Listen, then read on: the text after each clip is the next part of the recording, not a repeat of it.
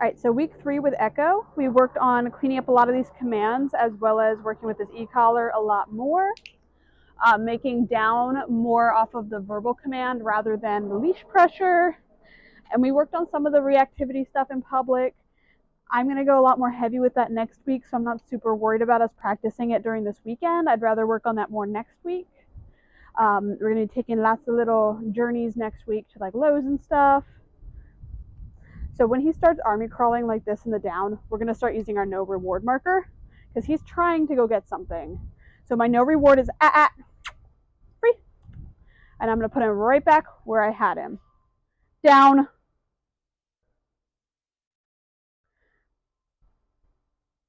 So he does like to try to army crawl in that down. That's where we use our no reward marker. You can use it with a lot of things. The difference between the non-reward marker and the positive punishment marker of no is my positive punishment turns on when the dog is no longer trying to get a reward from me.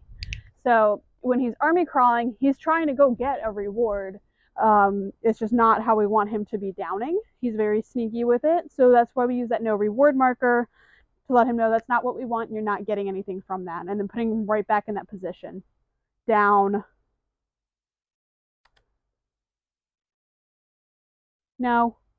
Down.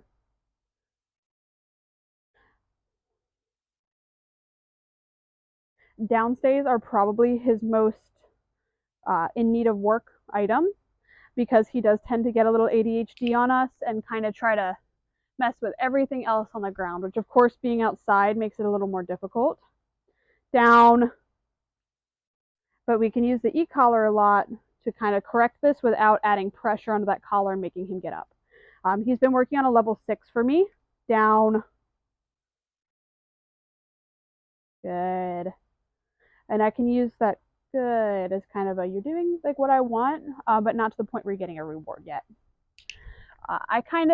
My style of training, I like to tell them when they did the right thing to turn the pressure off, but you don't want to use your reward marker for that because we don't want to think, like we don't want him going, oh, me moving is what got me the treat.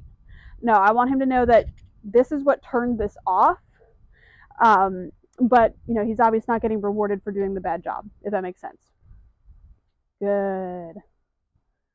Good.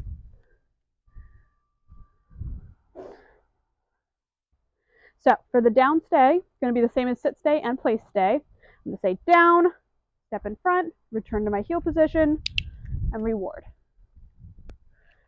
Down, down,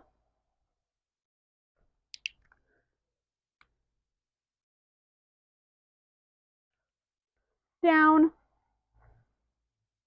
Use my e-collar, get him off the floor.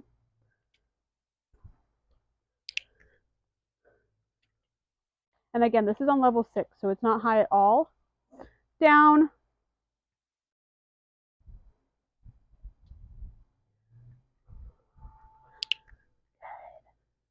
Down.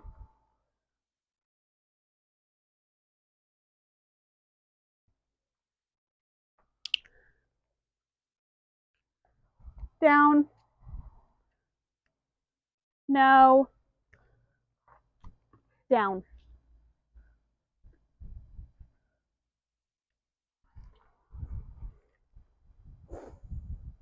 So holding this while he sniffs the floor. If he's still ignoring it, I might buzz the black button while holding the red. That's our boost. I'm just going to tap it. I'm not going to hold it. Good.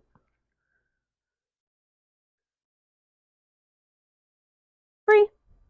We also worked on recall, and I like to add the e-collar in for my recall. So I'll let him go get distracted. He might take a little water break, which is fine. It's hot out, so when I'm working outside, I like to kind of let the dogs have a lot of water because it's like, I don't know, 80 degrees today. It's a bit much. Echo! So recall's one where I also like to use the boost option in our e-collars a lot because he can be off sniffing something, and while I don't want to turn it all the way up, I want to kind of give him that jolt of, hey, what are you doing? He's off in space, zap him out of it. So the red button, that's what we hold for our negative punishment. And then the black button on top, if I'm holding the red button, that's going to boost it up a few levels. So echo, holding it. He's not listening. Pop, pop, pop until he comes back. Good. He's still learning how to turn it off, especially with the recall. 3.